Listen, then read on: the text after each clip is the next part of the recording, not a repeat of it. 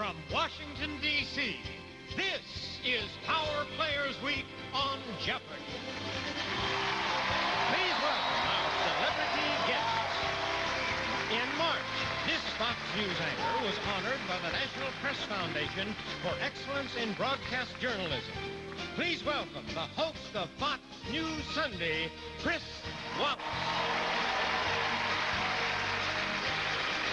She's the Washington, D.C. anchor for BBC World News America, as well as a frequent panelist on Meet the Press. Here's the co-author of the bestseller Womenomics, Kathy Kay. He is a renowned cardiac surgeon who has written 7 New York Times bestsellers and is the host of an Emmy-winning daytime talk show. Please welcome Dr. Mehmet Oz. And now, from DAR, Constitution Hall, here is the host of Jeopardy, Alex Trebek. Thank you, Johnny. And thank you, ladies and gentlemen.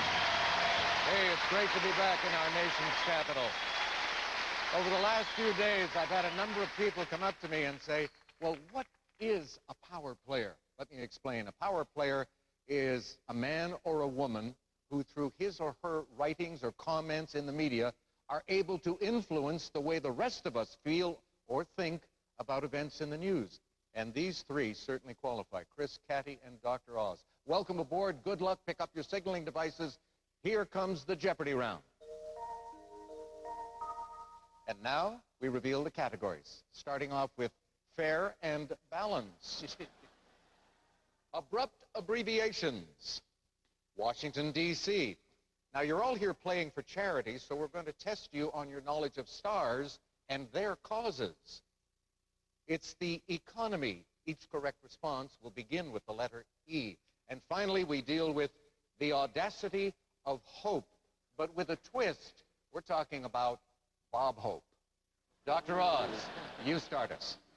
I'll go with fair and balanced for 200. In March of 2012, Representative Paul Ryan introduced a plan that he said would achieve this fiscal goal in 10 years. Kathy? What is a balanced budget? You are right. You select now. Fair and balanced for 400. The Trilon and the Perisphere were symbols of this 1939 event held in New York. Dr. Oz. What is the World's Fair? Correct. Fair and balanced for 600, please. The name of this constellation is Latin for balance. Kathy. What is Libra? Right. Fair and balanced for 800. Since 2000, Starbucks has coffee-certified Fair This from small-scale farmers organized into cooperatives. Dr. Oz. What is a latte? No. Would you like one? Kathy. What is fair trade? Fair trade, yes, and you're in the lead with 1,600. Keep it going. Fair and balanced for 1,000. Some thought his play a delicate balance, repeated themes from his earlier Who's Afraid of Virginia Woolf. Kathy. Who is Edward Albee? Right again. It's the economy for 200. Goods and services produced in one nation and sold in another. Chris. What are exports? That's right. You're on the board. Washington, D.C. for 200. The Smithsonian museums are along the National This, America's front lawn. Dr. Oz? What is the Washington Mall? Right. Could I have the economy for 400, please? The ratio of the value of the U.S. dollar to that of the Chilean peso is called this rate. Dr. Oz? What is the exchange rate? Good. You're on the plus side again. It's the economy for 600, please. Salary and tips are considered this type of income that has its own tax credit. Talking about earned income. Back to you, Dr. Oz. It's the economy for 800, please. Stocks are also called these, and the stock market is also called this market. Dr. Oz. What is the equity market? Good. Economy for 1,000, please. It takes work to remember that Keynes' major opus is the general theory of this, interest, and money. And that would be employment, interest, and money. All right, all three of you on the plus side, that's a break. And come back to chat with the players right after this. All right, let's spend some time talking to the players. Chris, on your Sunday morning program, you get to do one-on-one and one-on-two interviews. Do you ever get frustrated when you're dealing with someone in power and you ask a question and they immediately start to spin and you have time limitations because of your show? Absolutely. And one of the things you think to yourself is, I'd like to ask a follow-up, but is it worth another 2 minutes of perhaps even more spin? Okay. Now, tell me about your charity. I'm representing a great charity called Hope for the Warriors, started by military wives about a half dozen years ago. It provides help to wounded warriors, to the families of wounded warriors, and to the families of fallen warriors, and it's a great program to help those people who have sacrificed so much to defend us. Good for you. They appreciate it also. Katty Kay, you were born abroad. You're the daughter of a diplomat. You've lived and traveled all over the world, especially in the Middle East. You're the perfect person to ask this question of. Do people in the Middle East like us as individuals and hate the country, or do they just hate all of us? They certainly don't hate you, Alex. I know. No, on the whole, the reception that I've always had traveling through the Middle East, and actually I would say nearly all the world, has always been very welcoming.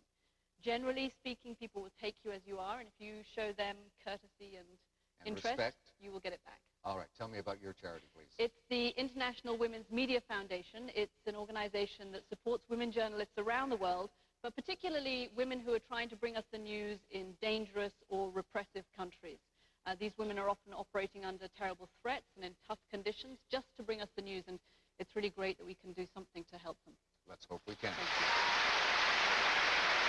And now, Mr. Oz. Mehmet, I am confused. I heard on television not so long ago that I have to give up sugar entirely.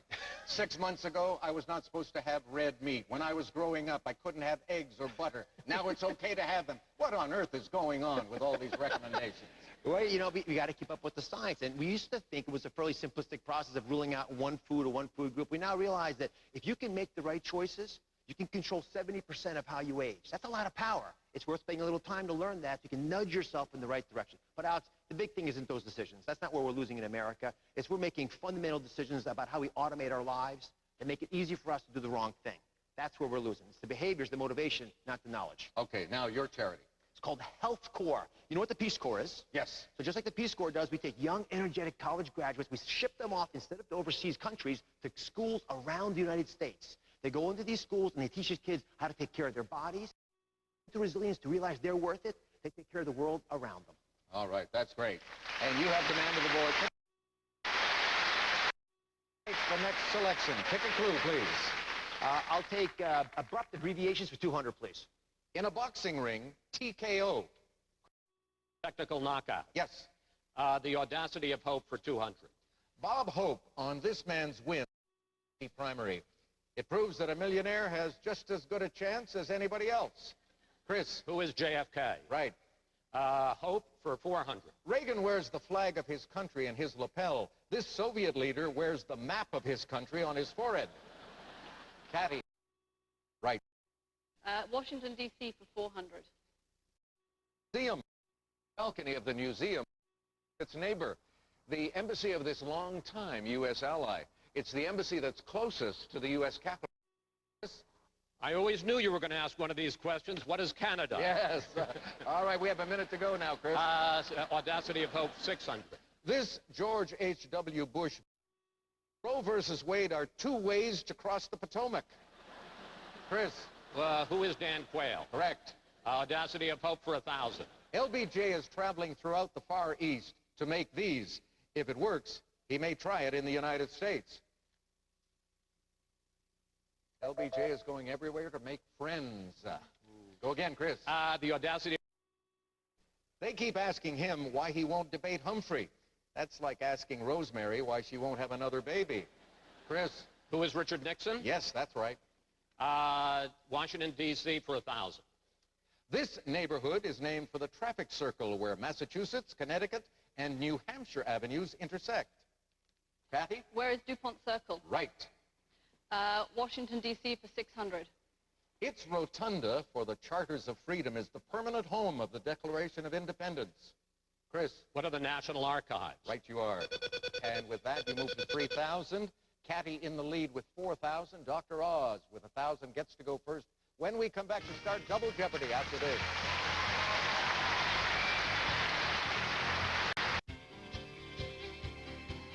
From Washington, D.C., this is Power Players Week on Jeopardy! Please welcome our celebrity guests. With success in film, plays, books, and TV specials, he tours worldwide with a stand-up act that combines laughter and political insight. Oh, and did we mention albums? Here's Grammy winner Louis Black.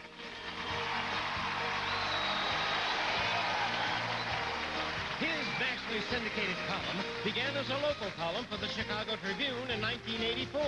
He won a Pulitzer Prize for commentary and is on the Tribune's editorial board. Here's Clarence Hayes. Chief White House correspondent and political director for NBC News, he also anchors the Daily Rundown, a political affairs show on MSNBC. Here's journalist Chuck Todd. And now, from DAR Constitution Hall, here is the host of Jeopardy! Thank you, Johnny Gilbert. Thank you, ladies and gentlemen. Thank you very much.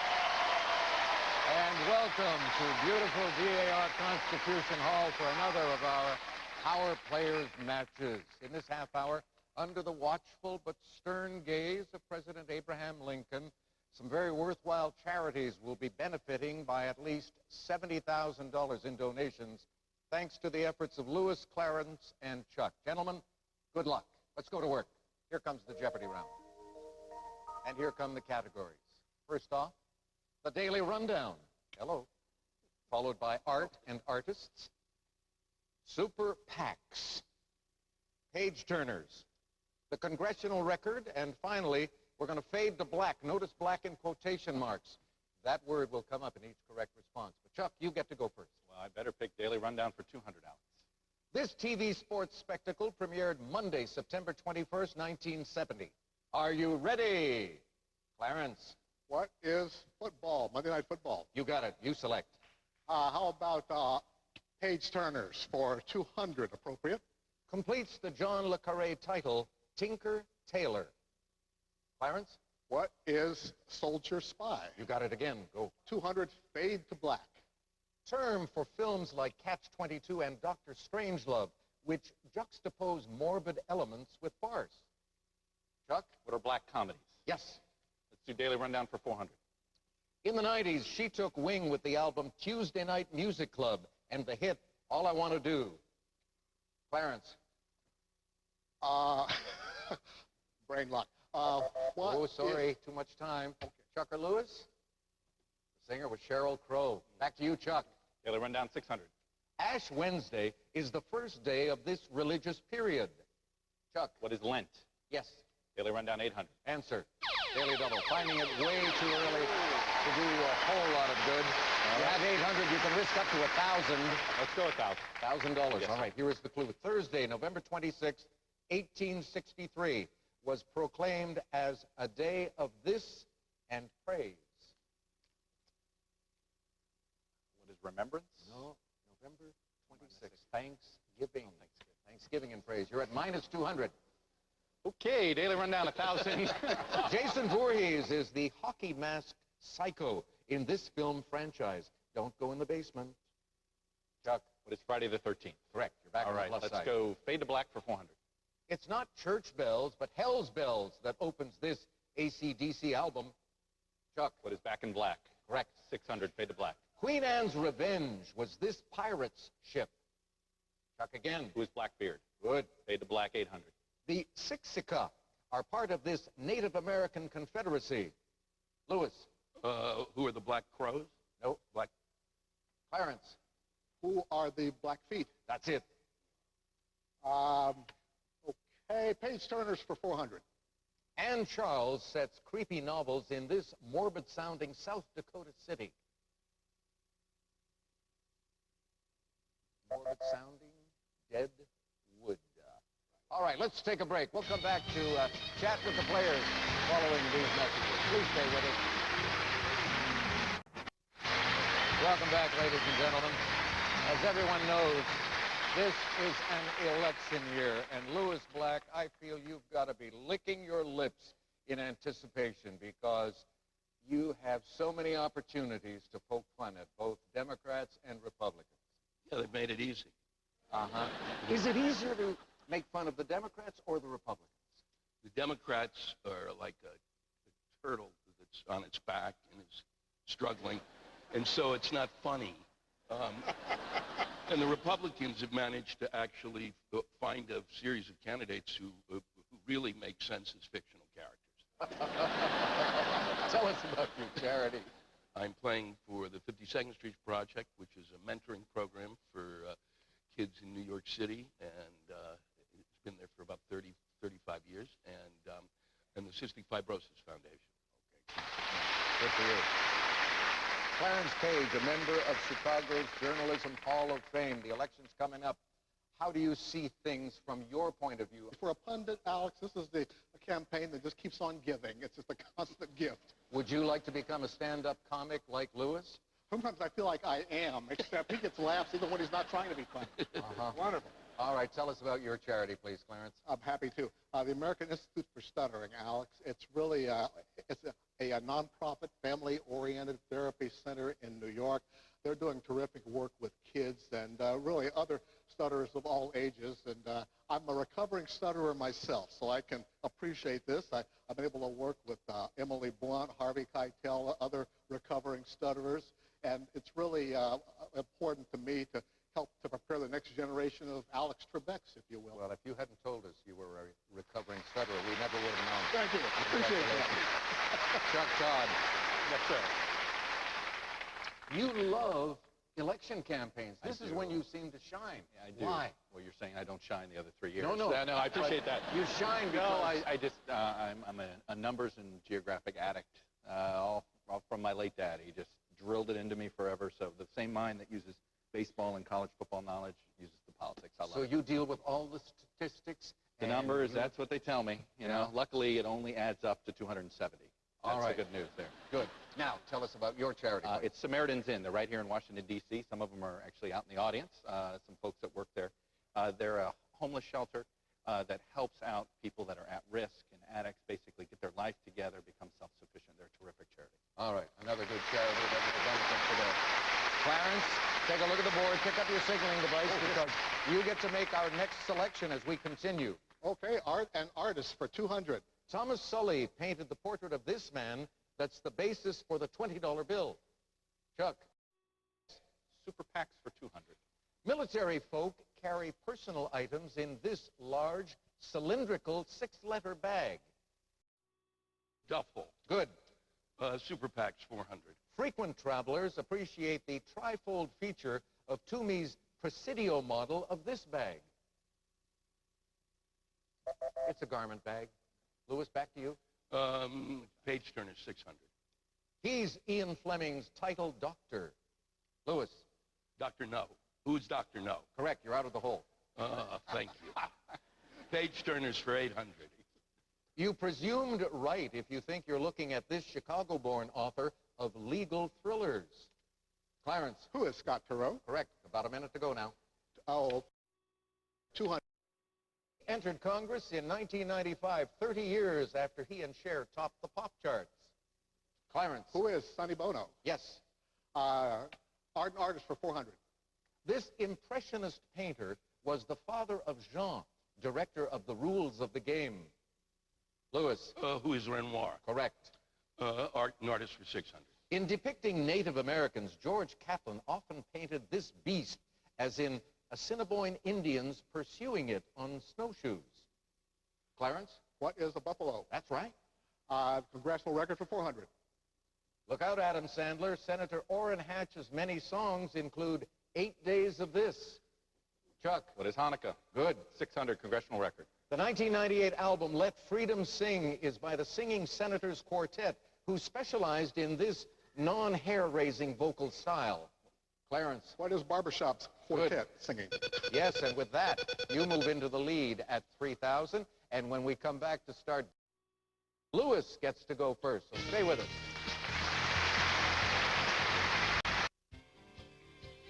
From Washington, D.C., this is Power Players Week on Jeopardy! Please welcome our celebrity guest. He has won 3 Pulitzer Prizes and authored 6 bestsellers, including The World is Flat. Please welcome New York Times Foreign Affairs columnist Thomas L. Friedman.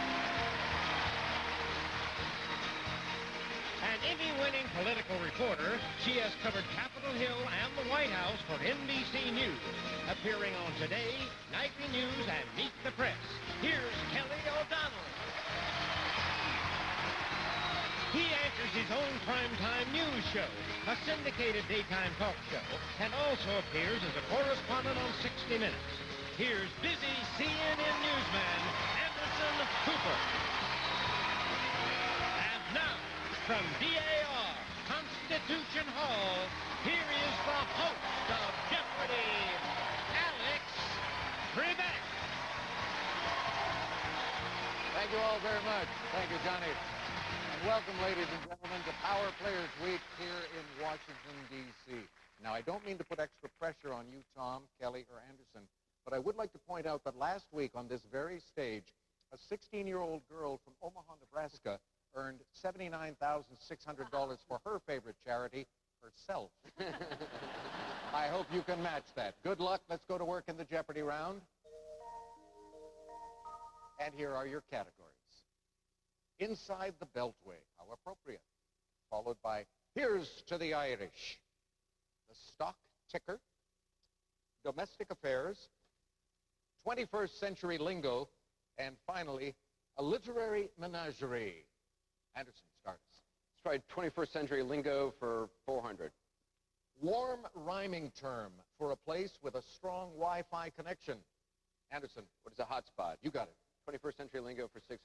In 2011, Business Week said European government bonds were this poisonous kind of debt. Tom. Subprime? No. Kelly. What is toxic? Toxic, that's it. How about domestic affairs for 200? The documentary Client 9 chronicled the rise and fall of this New York governor. Anderson? Who's Elliot Spitzer? Right. Domestic affairs for 400. The initial claim about his affair with Sally Hemings was printed in a Richmond newspaper. Anderson? Who's Thomas Jefferson? Good. Domestic affairs for 600. Lady Emma Hamilton was this British naval hero's mistress and inherited money from him after he died at Trafalgar. That was Lord Nelson, Horatio Nelson. Back to you, Anderson. Domestic affairs for 800. Sidney Biddle Barrows, who had a high-class pedigree and ran a high-class sex service, was dubbed this. Anderson? Who is the Mayflower Madam? Yes. Domestic affairs. Why I'm so good in this category, I don't know. Domestic affairs for 1,000. In 1745, Louis XV took her as his official mistress. She gave her name to a fabric and a big hairstyle. Madame de Pompadour. Anderson, let's go somewhere else. I thought it was Madam Beehive for a moment. 21st Century Lingo for 800.